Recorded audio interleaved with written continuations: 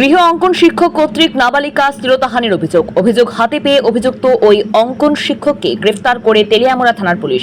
সংবাদে প্রকাশ, তেলিয়ামুড়া থানা এলাকায় করৈলং এলাকার শঙ্কর মজুমদার নামের এক গৃহ অঙ্কন শিক্ষকের নিকট 8 বছর বয়সী এক নাবালিকা অঙ্কনের প্রশিক্ষণ নিতে গেলে অঙ্কন শিক্ষক শঙ্করবাবু ওই নাবালিকাকে শ্লীলতাহানি করে বলে ওই নাবালিকার পরিবারের তরফে তেলিয়ামুড়া থানায় একটি লিখিত অভিযোগ দায়ের করে। দায়েরকৃত ওই মামলার নম্বর 36/2024 এবং মামলার ধারাগুলি হল 354 আইপিসি 8 পক্সো।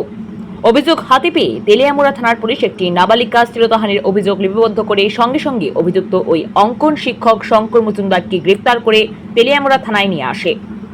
আজকে আমাদের কাছে একটি অভিযোগ আছে, একটি বাচ্চা মেয়ে ও আর্ট শিখতে তার আর্টের টিচারের কাছে যায়। তো সেখানে আর্টের টিচার উনি মেয়েটির সঙ্গে মলেস্টেশন করেছেন এবং পক্সোতে বিরুদ্ধে মামলা হয়েছে। কী নাম ওনার আর্টের টিচার?